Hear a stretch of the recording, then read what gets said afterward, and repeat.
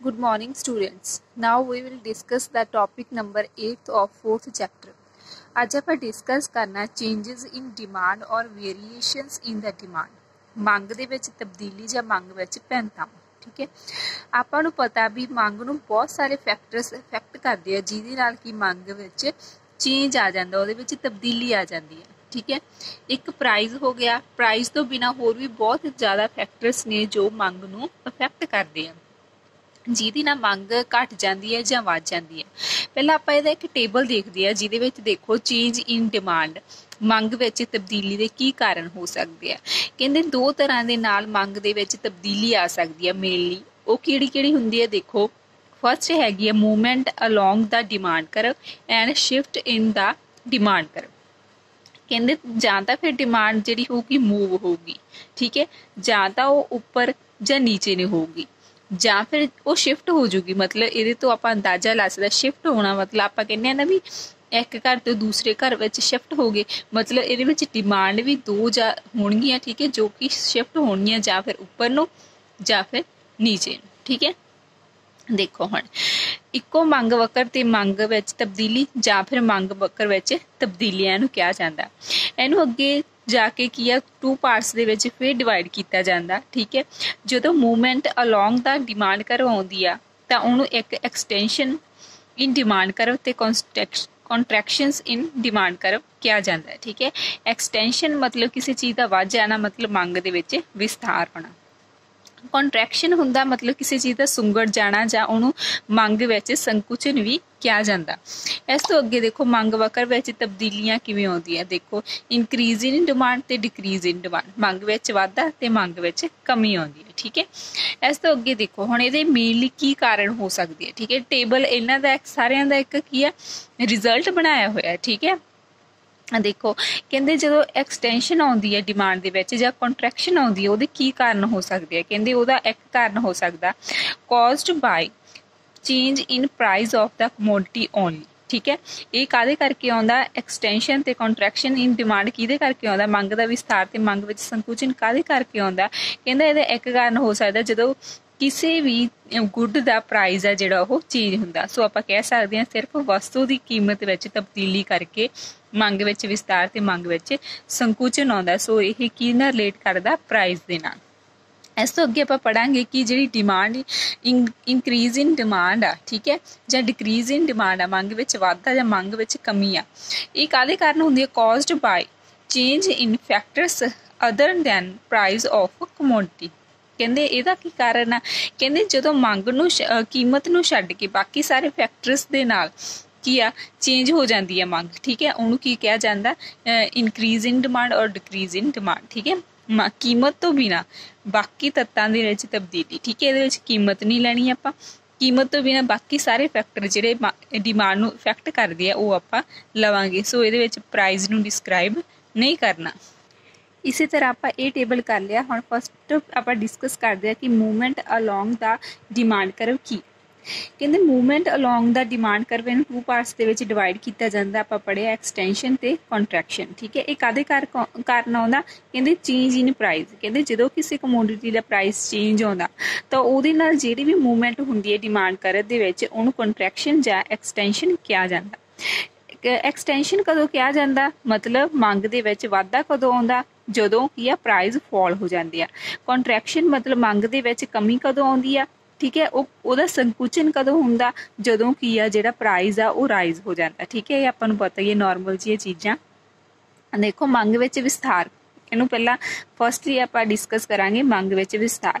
ਪਹਿਲਾਂ ਆਪਾਂ ਇਹਦਾ ਟੇਬਲ ਬਣਾਵਾਂਗੇ ਫਿਰ ਇੱਕ ਡਾਇਗ੍ਰਾਮ ਬਣਾਵਾਂਗੇ। ਠੀਕ ਹੈ, ਇਹਦੇ ਵਿੱਚ ਵੀ ਆਪਾਂ ਲਿਖਣਾ ਅਦਰ ਥਿੰਗਸ ਰਿਮੇਨਿੰਗ ਸੇਮ। ਠੀਕ ਹੈ, ਜਦੋਂ ਅਗਲੀਆਂ ਜਿਹੜੀਆਂ ਬਾਕੀ ਸਾਰੀਆਂ ਚੀਜ਼ਾਂ ਉਹ ਸੇਮ ਰਹਿਣਗੀਆਂ, ਕੌਨਸਟੈਂਟ ਰਹਿਣਗੀਆਂ ਤਾਂ ਸਿਰਫ ਚੀਜ਼ ਕਿਹਦੇ ਵਿੱਚ ਆਊਗਾ ਪ੍ਰਾਈਸ ਵਿੱਚ। ਠੀਕ ਹੈ, ਸੋ ਆਪਾਂ ਪ੍ਰਾਈਸ ਐਂਡ ਕੁਆਂਟਿਟੀ ਲੈ ਲੈਣੀ ਹੈ। ਇਹਦੇ ਵਿੱਚ ਪਹਿਲਾਂ ਕੀ ਹੋਊਗਾ ਐਕਸਟੈਂਸ਼ਨ ਦੇ ਇਨ ਡਿਮਾਂਡ ਵਿੱਚ ਕੀ ਹੋਊਗਾ, ਮੰਗ ਵਿੱਚ ਵਿਸਥਾਰ ਦਾ ਪਹਿਲਾਂ ਕੀ ਹੋਊਗਾ। ਕਹਿੰਦੇ ਪਹਿਲਾਂ ਪ੍ਰਾਈਸ 10 ਰੁਪਏ ਸੀ, 10 ਤੋਂ 5 ਹੋ ਗਿਆ, ਮਤਲਬ ਪ੍ਰਾਈਸ ਘਟ ਗਿਆ ਤਾਂ ਕੀ ਹੋਊਗਾ ਮੰਗ ਵੱਧ ਜੂਗੀ।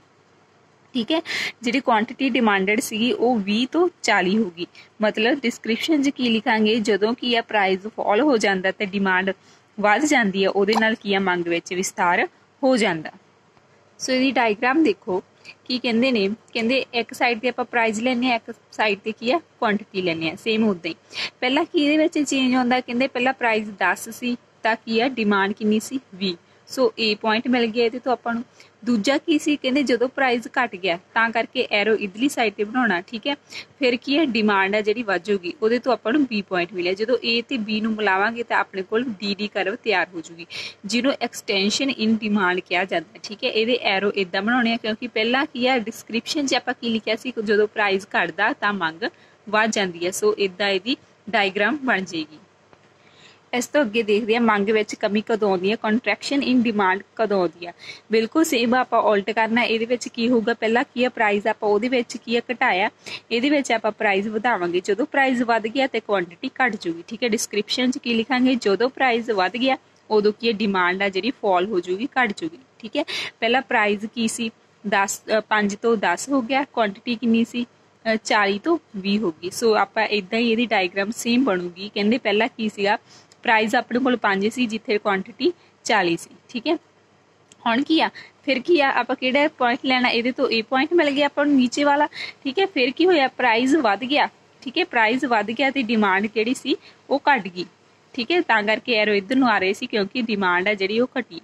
ਇਹਨਾਂ ਦੋਨਾਂ ਨੂੰ ਮਿਲਾ ਕੇ B ਪੁਆਇੰਟ ਹੋ ਜਾਊਗਾ। ਇਹ ਕਿੱਥੋਂ ਜਾ ਰਹੀ ਹੈ, A ਤੋਂ B, ਮਤਲਬ ਕੰਟਰੈਕਸ਼ਨ ਤਾਂ ਨੂੰ ਹੋ ਰਹੀ ਹੈ। ਇਹਦਾ ਐਰੋ ਆਪਾਂ ਇੱਧਰ ਨੂੰ ਬਣਾਵਾਂਗੇ। ਸੋ ਆਪਣੀ ਇਹ ਕੰਟਰੈਕਸ਼ਨ ਤੇ ਐਕਸਟੈਂਸ਼ਨ ਇੱਥੇ ਫਿਨਿਸ਼ ਹੋ ਜਾਂਦਾ। ਸੋ ਇਸ ਤੋਂ ਅੱਗੇ ਆਪਾਂ ਡਿਸਕਸ ਕਰਦੇ ਹਾਂ ਕਿ ਸ਼ਿਫਟ ਇਨ ਦਾ ਡਿਮਾਂਡ ਕਰਵ ਕਿਵੇਂ ਆ, ਮੰਗ ਵਕਰ ਵਿੱਚ ਤਬਦੀਲੀਆਂ ਕਿਵੇਂ ਆਉਂਦੀਆਂ। ਆਪਾਂ ਨੂੰ ਪਤਾ ਆਪਾਂ ਇਹਦੇ ਵਿੱਚ ਕੀ ਕਹਿਣਾ, ਇਹਦੇ ਵਿੱਚ ਕਹਿੰਦੇ ਆ ਡਿਮਾਂਡ ਵਿੱਚ ਜਦੋਂ ਚੇਂਜ ਆਉਂਦਾ ਬਾਕੀ ਫੈਕਟਰਸ ਦੇ ਕਾਰਨ, ਮਤਲਬ ਕਿਸੇ ਕੰਜ਼ਿਊਮਰ ਦੀ ਇਨਕਮ ਵੱਧ ਜਾਂ ਘਟ ਗਈ, ਹੈਬਿਟਸ ਚੇਂਜ ਹੋ ਗਈਆਂ, ਫੈਸ਼ਨ ਚੇਂਜ ਹੋ ਗਈ, ਟੇਸਟ ਚੇਂਜ ਹੋ ਗਈ, ਠੀਕ ਹੈ। ਇਹਦਾ ਪ੍ਰਾਈਸ ਦੇ ਉੱਪਰ ਕੋਈ ਵੀ ਇਫੈਕਟ ਨਹੀਂ ਪੈਂਦਾ, ਠੀਕ ਹੈ। ਤਾਂ ਉਦੋਂ ਕੀ ਹੈ ਡਿਮਾਂਡ ਕਰਵ ਸ਼ਿਫਟ ਹੋ ਜਾਂਦੀ ਹੈ। ਕਹਿੰਦੇ ਡਿਮਾਂਡ ਜਿਹੜੀ ਇਨਕਰੀਜ਼ ਇਨ ਡਿਮਾਂਡ ਆ, ਮੰਗ ਵਿੱਚ ਵਾਧਾ, ਉਹ ਕਾਹਦੇ ਕਾਰਨ ਹੁੰਦਾ, ਕਹਿੰਦੇ ਜਦੋਂ ਕਿਸੇ ਦੀ ਡਿਮਾਂਡ ਦੇ ਵਿੱਚ ਇਨਕਰੀਜ਼ ਆਉਂਦਾ, ਨੋਟ ਡਿਊ ਟੂ ਪ੍ਰਾਈਸ, ਕਹਿੰਦੇ ਪ੍ਰਾਈਸ ਦੇ ਨਾਲ ਨਹੀਂ ਬਾਕੀ ਚੀਜ਼ਾਂ ਦੇ ਨਾਲ, ਬਾਕੀ ਫੈਸ਼ਨ ਵਗੈਰਾ, ਇਨਕਮ ਵਗੈਰਾ, ਹੈਬਿਟ ਵਗੈਰਾ, ਟੇਸਟ ਵਗੈਰਾ ਚੇਂਜ ਆਉਣ ਦੇ ਨਾਲ ਡਿਮਾਂਡ ਦੇ ਵਿੱਚ ਕੀ ਆ ਚੇਂਜ ਆਉਂਦਾ, ਤੇ ਮੰਗ ਵਿੱਚ ਵਾਧਾ ਹੋ ਜਾਂਦਾ। ਜਦੋਂ ਡਿਮਾਂਡ ਦੇ ਵਿੱਚ ਇਨਕਰੀਜ਼ ਹੋ ਜਾਂਦਾ, ਡਿਮਾਂਡ ਵੱਧ ਜਾਂਦੀ ਹੈ, ਠੀਕ ਹੈ, ਤਾਂ ਉਦੋਂ ਆਪਾਂ ਕਹਿ ਸਕਦੇ ਹਾਂ ਵੀ ਇਨਕਰੀਜ਼ ਇਨ ਡਿਮਾਂਡ ਹੋ ਗਿਆ। ਹੁਣ ਕਹਿੰਦੇ ਇਨਕਰੀਜ਼ ਇਨ ਡਿਮਾਂਡ ਨੂੰ ਵੀ 2 ਪਾਰਟਸ ਦੇ ਨਾਲ ਆਪਾਂ ਐਕਸਪਲੇਨ ਕਰ ਸਕਦੇ ਹਾਂ। ਪਹਿਲੀ ਕੰਡੀਸ਼ਨ ਇਹ ਆ, ਕਹਿੰਦੇ ਜਦੋਂ ਪ੍ਰਾਈਸ ਸੇਮ ਆ ਤਾਂ ਡਿਮਾਂਡ ਵੱਧ ਜਾਏਗੀ, ਠੀਕ ਹੈ। ਜੇ ਕਹਿੰਦੇ ਪ੍ਰਾਈਸ ਵੱਧ ਗਿਆ ਤੇ ਡਿਮਾਂਡ ਸੇਮ ਰਹੂਗੀ, ਠੀਕ ਹੈ, ਡਿਮਾਂਡ ਵਿੱਚ ਕੋਈ ਫਰਕ ਨਹੀਂ ਆਊਗਾ। ਦੇਖੋ ਕਹਿੰਦੇ ਫਸਟ ਕੰਡੀਸ਼ਨ ਕੀ ਸੀਗੀ, ਆਪਾਂ ਉਦਾਂ ਹੀ ਕੀ ਆ ਇੱਕ ਟੇਬਲ ਬਣਾ ਦੇਣਾ। ਇਹਦੇ ਵਿੱਚ ਪਹਿਲਾਂ ਕੀ ਆ ਸੇਮ ਪ੍ਰਾਈਸ, ਮਤਲਬ ਨੋ ਚੇਂਜ ਇਨ ਪ੍ਰਾਈਸ, ਪਹਿਲਾਂ ਵੀ ਪ੍ਰਾਈਸ 10 ਸੀ ਬਾਅਦ 'ਚ ਵੀ ਪ੍ਰਾਈਸ 10 ਆ, ਪਰ ਜਿਹੜੀ ਡਿਮਾਂਡ ਆ ਉਹ ਵਧੀ, ਸਿਰਫ ਪਹਿਲਾਂ 20 ਸੀਗੀ ਡਿਮਾਂਡ, ਫਿਰ 40 ਹੋ ਗਈ, ਠੀਕ ਹੈ। ਇਨਕਰੀਜ਼ ਕਿੰਨਾ ਆਇਆ, ਸਿਰਫ ਡਿਮਾਂਡ ਦੇ ਵਿੱਚ। ਅਗਲੀ ਕੰਡੀਸ਼ਨ ਕੀ ਸੀ, ਕਹਿੰਦੇ ਜੇ ਪ੍ਰਾਈਸ ਵੱਧ ਗਏ, ਠੀਕ ਹੈ, 10 ਤੋਂ 20 ਹੋ ਜਾਵੇ ਤਾਂ ਕੀ ਹੈ ਡਿਮਾਂਡ ਦੇ ਵਿੱਚ ਕੋਈ ਵੀ ਚੇਂਜ ਨਹੀਂ ਆਊਗਾ। ਉਹ ਕਿੰਨੀ ਰਹੂਗੀ, ਪਹਿਲਾਂ ਵੀ 20 ਸੀ ਬਾਅਦ 'ਚੋਂ 20 ਸੀ, ਠੀਕ ਹੈ। ਇਹ ਟੇਬਲ ਆਪਾਂ ਇੱਦਾਂ ਬਣਾਉਣਾ, ਇਹਦੇ ਵਿੱਚ ਸੇਮ ਪ੍ਰਾਈਸ, ਇਹਦੇ ਵਿੱਚ ਸੇਮ ਡਿਮਾਂਡ, ਠੀਕ ਹੈ। ਹੁਣ ਇਹਦੇ ਬੇਸ ਤੇ ਆਪਾਂ ਇੱਕ ਇਹਦੀ ਡਾਇਗ੍ਰਾਮ ਬਣਾਵਾਂਗੇ।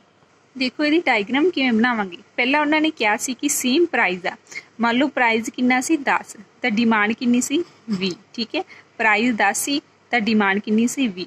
ਕਹਿੰਦੇ ਪ੍ਰਾਈਸ ਪਹਿਲੇ 'ਚ ਕੀ ਆ ਸੇਮ ਪ੍ਰਾਈਸ ਸੇਮ ਰਿਹਾ, ਪਰ ਡਿਮਾਂਡ ਦੇ ਵਿੱਚ ਕੀ ਆ ਚੇਂਜ ਆ ਗਿਆ, ਉਹ 20 ਤੋਂ 40 ਹੋ ਗਈ, ਠੀਕ ਹੈ।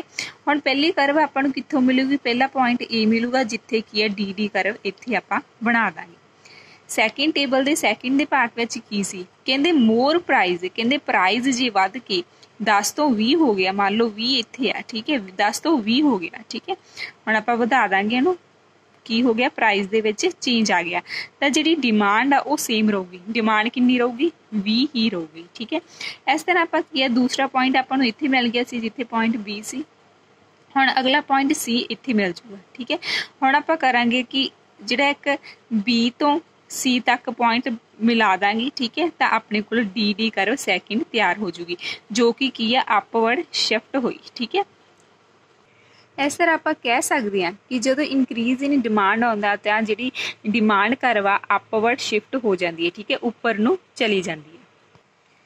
ਇਸ ਤੋਂ ਅੱਗੇ ਆਪਾਂ ਡਿਸਕਸ ਕਰਦੇ ਹਾਂ ਕਿ ਡਿਕਰੀਜ਼ ਇਨ ਡਿਮਾਂਡ ਕਦੋਂ ਆਉਂਦੀ ਹੈ, ਮੰਗ ਵਿੱਚ ਕਮੀ ਆਉਂਦੀ ਹੈ। ਇਹਦੇ ਵਿੱਚ ਵੀ ਅਦਰ ਇਫੈਕਟ ਜਦੋਂ ਕੀ ਆ ਚੇਂਜ ਹੁੰਦੇ ਆ ਤਾਂ ਉਹਦੇ ਨਾਲ ਡਿਮਾਂਡ ਦੇ ਵਿੱਚ ਕਮੀ ਆ ਜਾਂਦੀ ਹੈ, ਠੀਕ ਹੈ। ਇਹਦੇ ਵਿੱਚ ਵੀ ਆਪਾਂ ਦੋ ਵੇਜ਼ ਨੇ ਇਹਨੂੰ ਐਕਸਪਲੇਨ ਕਰਨ ਦੇ। ਪਹਿਲਾਂ ਸੇਮ ਪ੍ਰਾਈਸ ਲੈਸ ਡਿਮਾਂਡ, ਠੀਕ ਹੈ, ਉੱਥੇ ਮੋਰ ਡਿਮਾਂਡ ਲਈ ਸੀ, ਆਪਾਂ ਡਿਕਰੀਜ਼ ਦੇ ਵਿੱਚ ਲੈਸ ਡਿਮਾਂਡ ਲੈਣੀ ਆ। ਦੂਸਰਾ ਕੀ ਆ, ਲੋਅਰ ਪ੍ਰਾਈਸ ਤੇ ਸੇਮ ਡਿਮਾਂਡ, ਠੀਕ ਹੈ, ਜਦੋਂ ਪ੍ਰਾਈਸ ਲੋ ਹੋ ਜਾਂਦਾ ਤਾਂ ਸੇਮ ਪ੍ਰਾਈਸ। ਪਹਿਲਾਂ ਕੀ ਲੈਣਾ ਆਪਾਂ, same price and less demand. Same price ਪਹਿਲਾਂ ਵੀ 10 ਤੇ ਬਾਅਦ 'ਚ ਵੀ 10, ਪਰ ਡਿਮਾਂਡ ਵਿੱਚ ਕੀ ਆਈ, ਕਮੀ ਆਈ, ਪਹਿਲਾਂ 40 ਤੋਂ 20 ਹੋ ਗਈ। ਇਸੇ ਤਰ੍ਹਾਂ ਕੀ ਆ, ਪ੍ਰਾਈਸ ਦੇ ਵਿੱਚ ਕੀ ਆ, ਲੈਸ ਹੋਇਆ, ਪ੍ਰਾਈਸ ਲੈਸ ਹੋਇਆ, 10 ਤੋਂ 5 ਹੋ ਗਿਆ, ਤੇ ਜਿਹੜੀ ਡਿਮਾਂਡ ਆ ਉਹਦੇ ਵਿੱਚ ਕੋਈ ਵੀ ਚੇਂਜ ਨਹੀਂ ਆਇਆ, ਉਹ 40 ਦੀ 40 ਰਹੀ। ਹੁਣ ਆਪਾਂ ਇਹਦੀ ਡਾਇਗਰਾਮ ਬਣਾਵਾਂਗੇ। ਸੋ ਇਹਦੇ ਪਹਿਲੇ ਪੁਆਇੰਟ 'ਚ ਕੀ ਸੀਗਾ ਕਿ ਸਿਰਫ ਜਿਹੜਾ ਪ੍ਰਾਈਸ ਆ ਉਹ ਸੇਮ ਰਹੂਗਾ, ਚੇਂਜ ਕਿਹਦੇ ਵਿੱਚ ਆਊਗਾ, ਜਿਹੜੀ ਡਿਮਾਂਡ ਆ ਉਹ ਘਟ ਜੂਗੀ।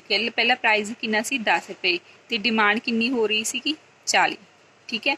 ਫਿਰ ਪ੍ਰਾਈਸ ਓਨਾ ਹੀ ਰਿਹਾ, ਤੇ ਪਰ ਜਿਹੜੀ ਡਿਮਾਂਡ ਆ ਉਹ ਘਟ ਗਈ, ਠੀਕ ਹੈ, ਘਟ ਕੇ ਕਿੰਨੀ ਹੋ ਗਈ, 20 ਹੋ ਗਈ। ਸੋ ਆਪਾਂ ਨੂੰ ਇੱਥੋਂ ਪਹਿਲਾਂ ਕੀ ਆ, ਪੁਆਇੰਟ ਏ ਮਿਲੂਗਾ, ਠੀਕ ਹੈ, ਏ ਡੀ ਕਰਵ ਬਣਾਵਾਂਗੇ ਆਪਾਂ ਜਿਹਦੇ ਤੇ, ਠੀਕ ਹੈ। ਇਸ ਤੋਂ ਅਗਲਾ ਪੁਆਇੰਟ ਸੀਗਾ, ਜੇ ਕਹਿੰਦੇ ਪ੍ਰਾਈਸ ਦੇ ਵਿੱਚ ਕਮੀ ਆ ਗਈ, ਠੀਕ ਹੈ, ਕਮੀ ਆ ਗਈ, ਇਸ ਤਰ੍ਹਾਂ 10 ਤੋਂ 5 ਹੋ ਗਿਆ, ਤਾਂ ਡਿਮਾਂਡ ਆ ਜਿਹੜੀ ਉਹ ਕਿੰਨੀ ਹੋ ਜੂਗੀ, 40 ਹੋ ਜੂਗੀ, ਠੀਕ ਹੈ। ਇਸ ਤਰ੍ਹਾਂ ਦੂਸਰਾ ਪੁਆਇੰਟ ਆਪਾਂ ਨੂੰ ਕਿੱਥੇ ਮਿਲਿਆ ਸੀ, ਬੀ ਪੁਆਇੰਟ ਇੱਥੇ, ਸੀ ਪੁਆਇੰਟ ਇੱਥੇ। ਸੋ ਇਹਨਾਂ ਦੋਨਾਂ ਵਿੱਚੋਂ ਲੰਘਦੀ ਇੱਕ ਆਪਾਂ ਲਾਈਨ ਬਣਾਵਾਂਗੇ ਜੋ ਕਿ ਡੀ ਕਰਵ 2 ਬਣ ਜੂ। ਹੁਣ ਆਪਾਂ ਨੂੰ ਕੀ ਪਤਾ ਲੱਗਿਆ ਕਿ ਇਹ ਇੱਧਰ ਨੂੰ ਸ਼ਿਫਟ ਹੋ ਰਹੀ ਹੈ, ਮਤਲਬ ਇਹ ਕਰਵ ਕੀ ਆ, ਡਾਊਨਵਰਡ ਸ਼ਿਫਟ ਹੋ ਰਹੀ ਹੈ, ਠੀਕ ਹੈ। ਤਾਂ ਆਪਾਂ ਕਹਿ ਸਕਦੇ ਹਾਂ ਵੀ ਜਦੋਂ ਡਿਮਾਂਡ ਦੇ ਵਿੱਚ ਡਿਕਰੀਜ਼ ਆਉਂਦਾ ਤਾਂ ਜਿਹੜੀ ਡਿਮਾਂਡ ਕਰਵ ਆ ਉਹ ਡਾਊਨਵਰਡ ਸ਼ਿਫਟ ਹੁੰਦੀ ਆ। ਇਸ ਤੋਂ ਅੱਗੇ ਦੇ ਡਿਫਰੈਂਸ ਤੁਸੀਂ ਇੱਕ ਵਾਰੀ ਇਹਨਾਂ ਨੂੰ ਸਿਰਫ ਪੜ੍ਹ ਲੈਣਾ। ਇਸ ਤੋਂ ਅੱਗੇ ਚੈਪਟਰ ਦੇ ਲਾਸਟ ਦੇ ਵਿੱਚ normal goods, inferior goods, Giffen goods ਦਿੱਤੀਆਂ ਹੋਈਆਂ, ਤੁਹਾਨੂੰ ਪਹਿਲਾਂ ਹੀ ਦੱਸਿਆ ਹੋਇਆ, ਇੱਕ ਵਾਰੀ ਇਹਨਾਂ ਨੂੰ ਵੀ ਪੜ੍ਹ ਲੈਣਾ, ਇਹ ਵੀ ਬਹੁਤ ਹੀ ਇੰਪੋਰਟੈਂਟ ਆ। ਸਬਸਟੀਟਿਊਸ਼ਨ ਗੁਡਸ ਕੀ ਹੁੰਦੀਆਂ, ਕੰਪਲੀਮੈਂਟਰੀ ਗੁਡਸ ਹੁੰਦੀਆਂ ਕੀ ਹੁੰਦੀਆਂ। ਜੇ ਇਹਨਾਂ 'ਚ ਕੋਈ ਪ੍ਰੋਬਲਮ ਆ ਰਹੀ ਹੈ ਤਾਂ ਮੈਥੋਂ ਪੁੱਛ ਲੈਣਾ, ਅਦਰਵਾਈਜ਼ ਇਹ ਬਹੁਤ ਇੰਪੋਰਟੈਂਟ ਆ। ਇਸ ਨਾਲ ਹੀ ਆਪਣਾ ਚੈਪਟਰ ਕੀ ਆ, ਫਿਨਿਸ਼ ਹੋ ਜਾਂਦਾ। Thank you students.